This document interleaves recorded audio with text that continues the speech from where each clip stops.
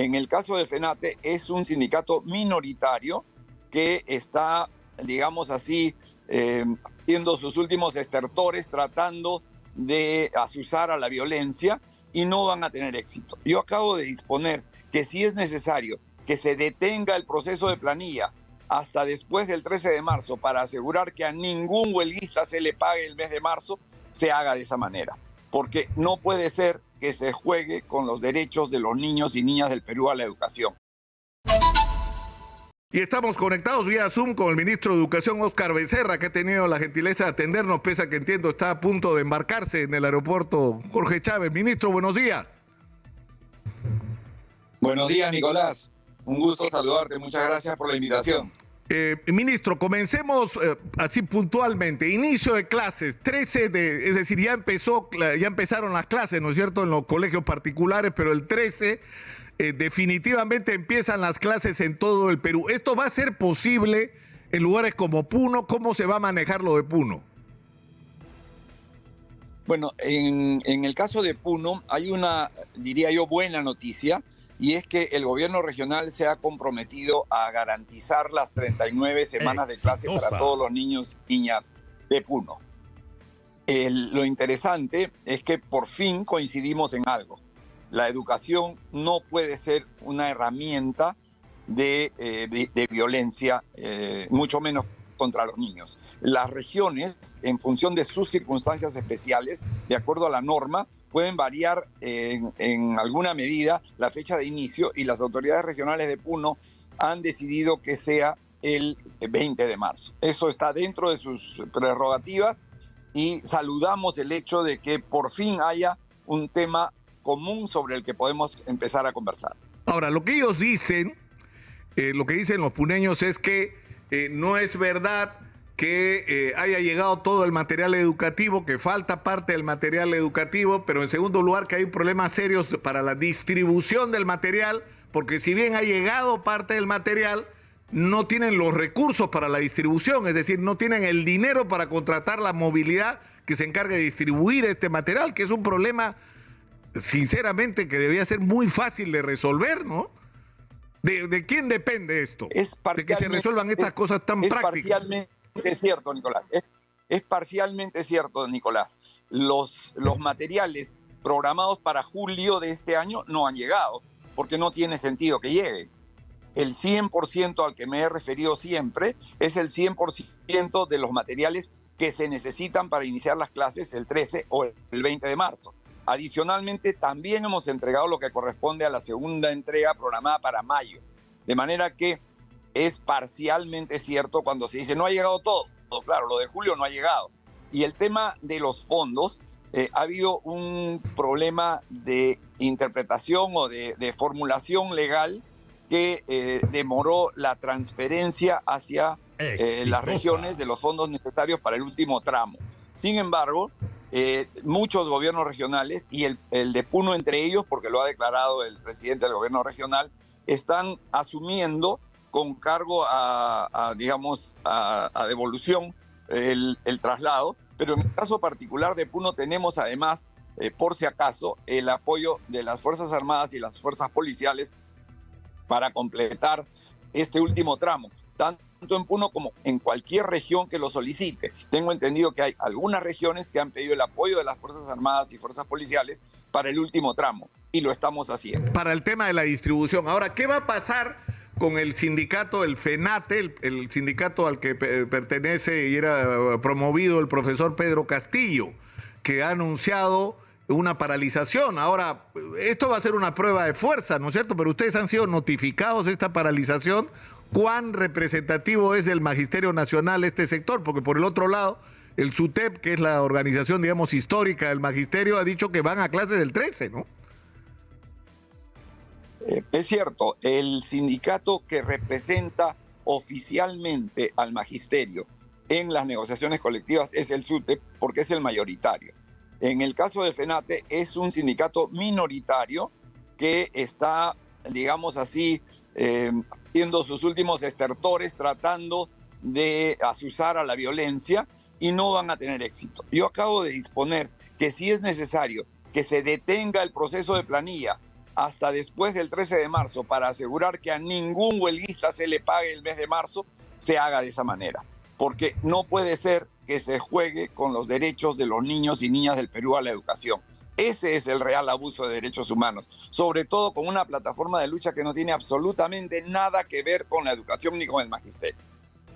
No, está claro que digamos, hay una controversia política de por medio, ¿no? Ahora, digamos, pero en resumen, el Ministerio de Educación puede garantizar que el 13 de marzo se inician las clases en todo el país y que en lugares particulares como Puno, las clases se van a iniciar el día 20, pero que sin embargo, pese al retraso, lo que se va a garantizar son los 38, 39 semanas, ¿no es cierto?, del año lectivo. 39. Que se van a cumplir. Así es. Así es. Tienes razón, Nicolás. Y eso es el primer punto de coincidencia que hay en todo este estallido de violencia entre el gobierno central y el gobierno regional de Puno, que yo saludo porque es un punto de apertura al diálogo que podemos entonces empezar y construir a partir de aquí la reconciliación nacional que tanta falta nos hace.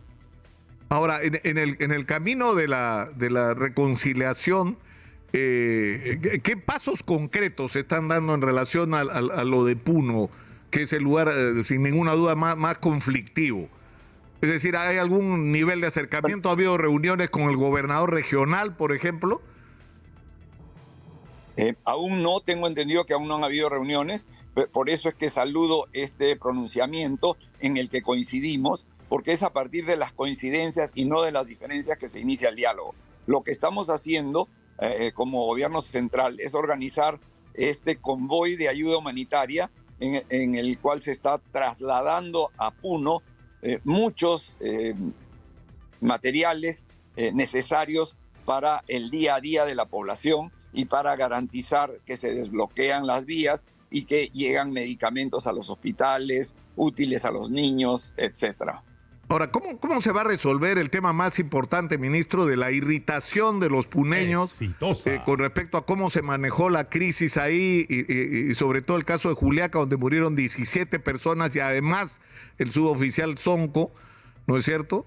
Y que a la gente le resulta irritante porque, digamos, la argumentación, por lo menos de la presidenta y del primer ministro, ha sido como envolverlos a todos en un solo paquete, ¿no? Todos son unos violentistas manejados por digamos, por dineros de origen ilegal, y eso en vez de calmar los ánimos, lo que hace es producir irritación, ¿no?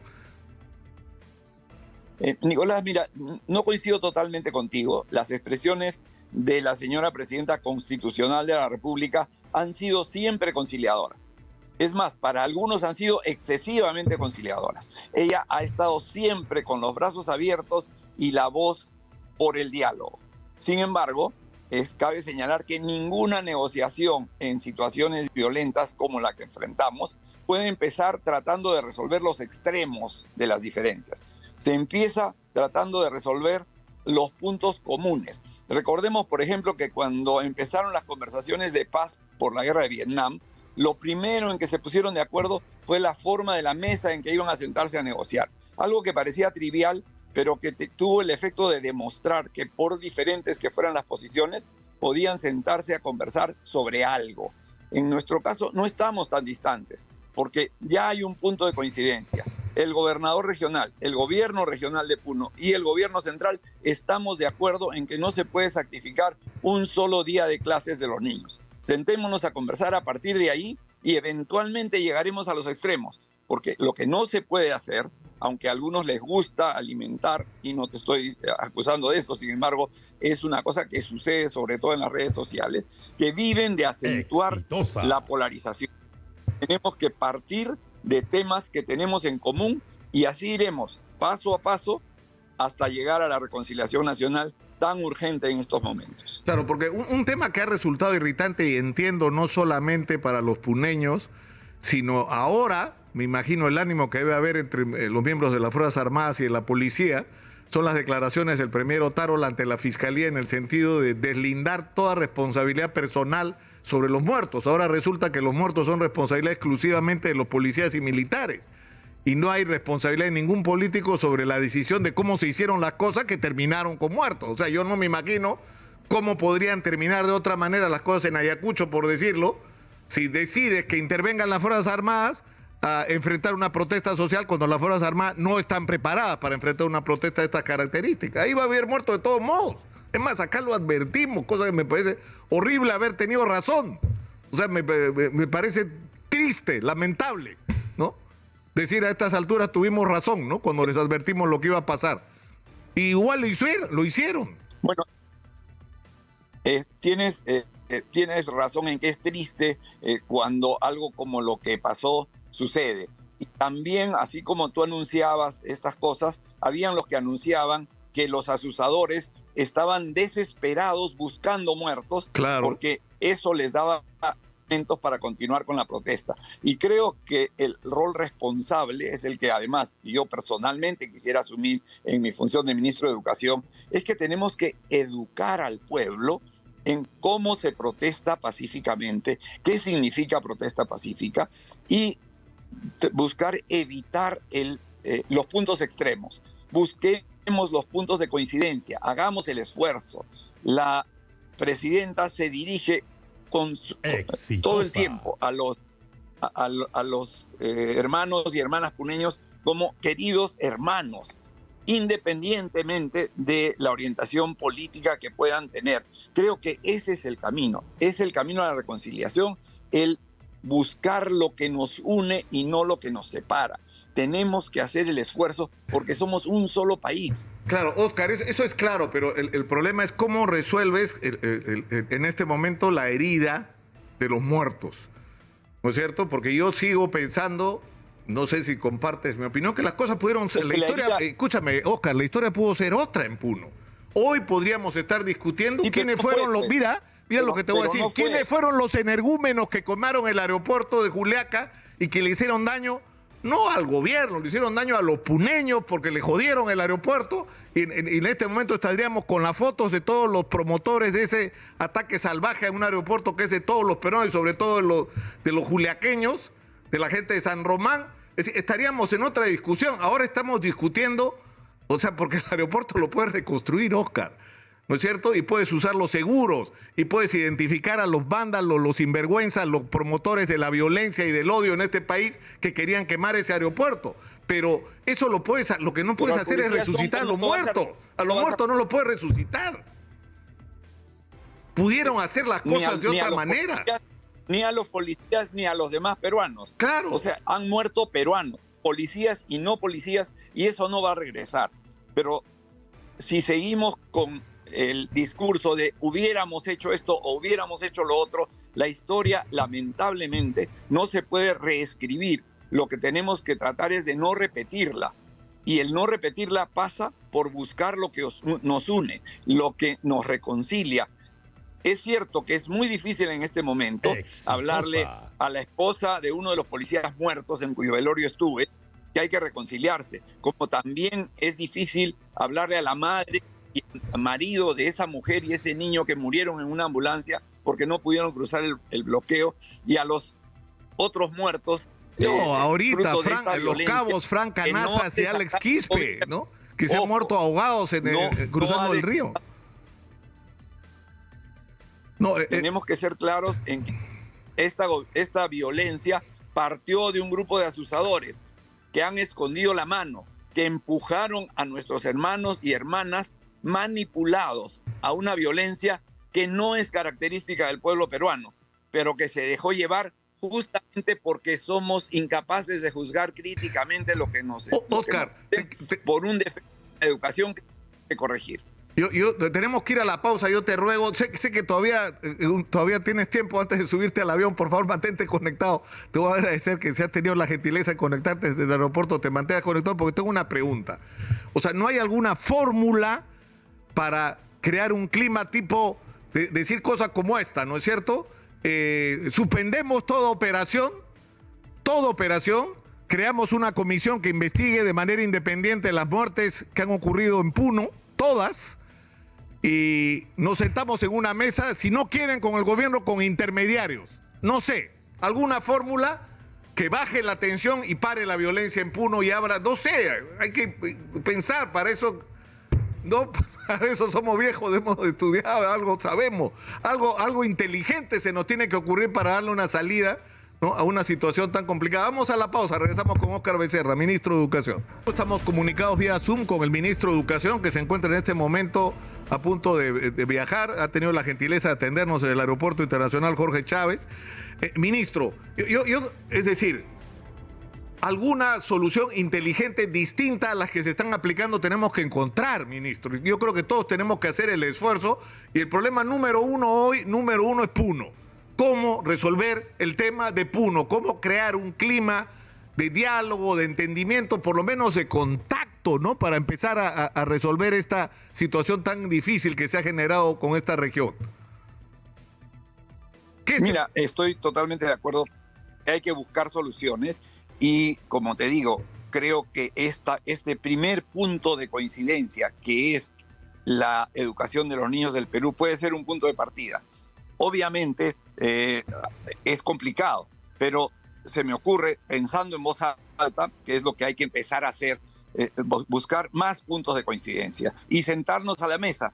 Pero nos sentamos a la mesa en Puno, nos sentamos a la mesa en Lima, no va a funcionar porque los ánimos están demasiado exacerbados en ambos lados. Busquemos un sitio distinto, no sé, Chiclayo, Trujillo, Tarapoto, no sé, estoy pensando en voz alta, un lugar incuestionable donde podamos sentarnos a conversar y empecemos a conversar sobre los intereses comunes, la educación de los niños del Perú. ¿Cómo hacemos para asegurar que los niños no pierdan un solo día de clases en este año escolar?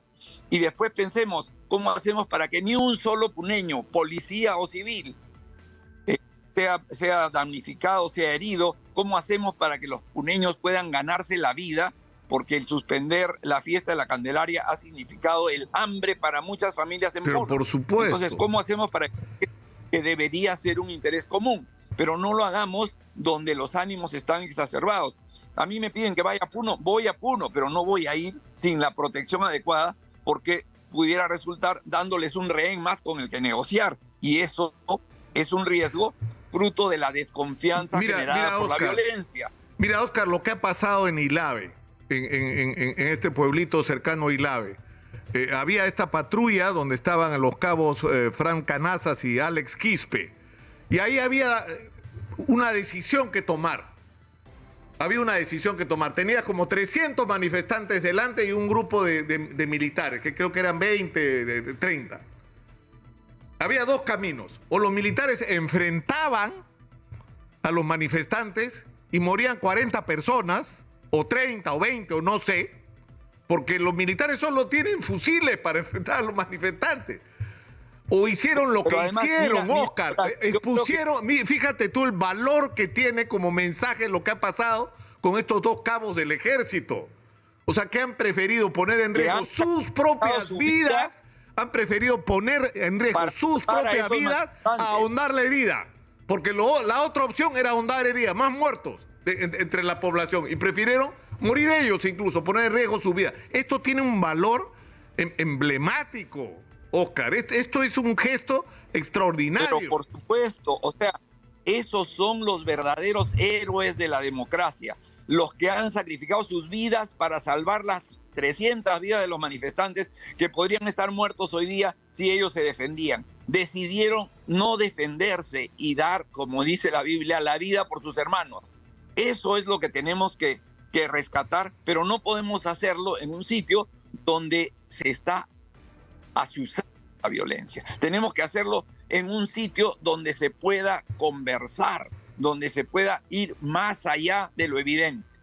Ahora, el problema es que todo esto te lleva inevitablemente al tema del adelanto de elecciones, ¿no es cierto? Es decir, porque en Puno lo que están pidiendo es que se vaya Dina Boluarte, que se adelanten las elecciones y cosas de ese.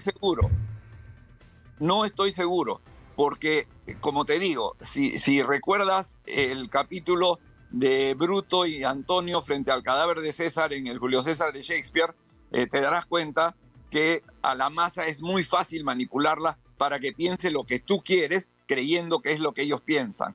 Y creo que ese es el caso con muchas de las consignas que tirios y troyanos están defendiendo hoy día. Se habla del pueblo, la población, la calle, y lo que tenemos son unos cuantos miles de personas poco educadas que están siendo manipuladas por mentes, en mi opinión, siniestras, que lo único que buscan es su cuota de poder. No sé cómo va a ser interpretado esto último que acabas de decir, pero en fin, no sé. Yo creo que esto es un reto y yo insisto, Sí. La muerte, el sacrificio que tiene así, no sé, es como una especie de inmolación de estos dos cabos. O sea, estás frente a 300 manifestantes por un lado y viene otro grupo numeroso por el otro. Y tienes dos caminos. O te defiendes y metes bala, o tratas de salir de la situación para que no muera nadie más y te mueres tú. Por Dios, o sea, tiene un valor extraordinario que tendríamos todos que reconocer, porque sí tenían otro camino, y el camino era meterle bala a la gente y no lo hicieron. Entonces, que esto nos sirva para tener un mínimo de puente de entendimiento, ¿no? O sea, trabajemos para que ese sacrificio no sea en vano. Y el día que finalmente estemos reconciliados, quisiera ver en la Plaza de Ilave un monumento a esos dos cabos que sacrificaron sus vidas para salvar a 300 puneños. Ahora, vamos a otro tema, no sé, pero yo creo que esto también en la política tiene mucho que ver con gestos, ¿no es cierto? O sea, la gente quiere justicia y una investigación independiente sobre los muertos, sobre todo el caso de Juliaca, no sé, algunos gestos van a tener que hacerse, no sé, de repente la decisión del retiro de las Fuerzas Armadas, de los operativos contra las protestas, pero también tiene que ser gestos de ambos lados, ¿no es cierto? O sea, si queremos crear un clima distinto, tiene que ambos lados poner de su parte, ¿no? No me pidas opinión sobre operaciones militares porque nada más lejos de mi área de conocimiento. Ahora, Oscar, pasando a otro tema, uno de los, para regresar al tema de tiempo. Sí, yo sé, rapidito. El tema de las universidades y enredo que se ha armado con SUNEDU, que entiendo está camino a resolverse, ¿no es cierto? O sea, hubo cuestionamiento. Yo le preguntaba el otro día al rector de la Agraria, yo le preguntaba al rector de la Agraria, sinceramente, ¿no? O sea, ¿qué evidencia hay de un retroceso con respecto a la calidad, a los estándares que hemos logrado? O sea, ya logramos esos estándares. Nadie va a aceptar que las universidades sean menos que eso, pero en fin, ¿cómo va eso?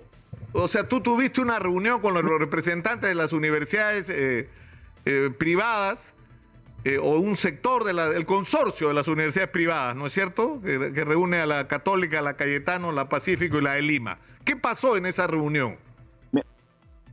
Me he reunido con los rectores consorcio, me he reunido además en privado con el rector de la Católica donde enseñé, y me he reunido también con los rectores, con los representantes de AUNAP, que es esta asociación paralela, esta segunda asociación, y en todos los casos, nuevamente, hemos tenido puntos de total coincidencia respecto a la importancia de asegurar la calidad de la educación superior.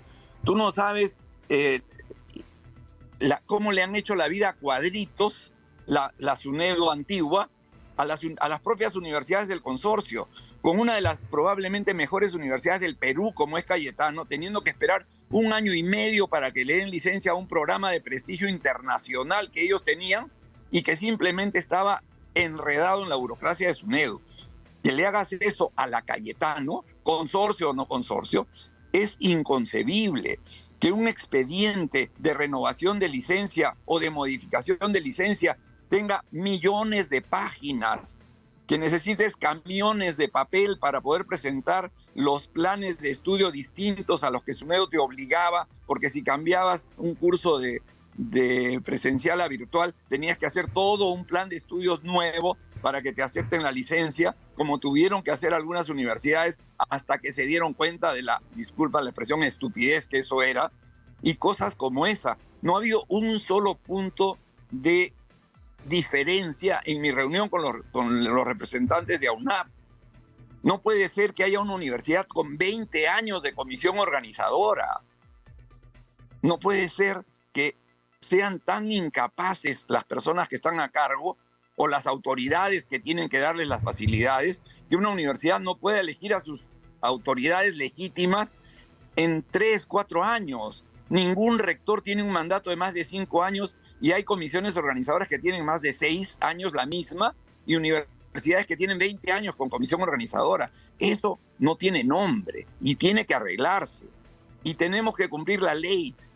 En lo que hemos estado de acuerdo es en que, terminadas las diferencias, como quien dice, terminado el clásico, eres hincha de la U, hincha de Alianza, pero todos somos peruanos. Y tenemos que hacer lo mejor para el país. A mí, en el caso mira, a mí me ha pasado, yo estoy persiguiendo la discusión sobre la ley. Sí, mira, yo he estado persiguiendo al nuevo superintendente de SUNEDU para tener una entrevista con él y me sorprendió su respuesta, porque por lo que entiendo, ¿no? O sea, él podría salir a hablar y es absolutamente legítimo porque fue electo por 4 de los 7 miembros que debería tener el nuevo consejo directivo de SUNEDU. O sea que legalmente está habilitado, pero él prefiere esperar a que estén nombrados los 7 para salir a hablar no a nombre de 4, sino a nombre de todo el consejo y que sea todo el consejo el que resuelva. Y eso me parece, sinceramente, un buen gesto. O sea, un buen mensaje, ¿no? Con respecto a cuál es la actitud. No me gusta porque quería tenerlo acá el viernes y no me funcionó, ¿no? Pero en fin. Pudiendo haber elegido sin lugar a dudas al superintendente, ellos decidieron que esta elección estuviera sujeta a la ratificación por el Consejo una vez que esté completo.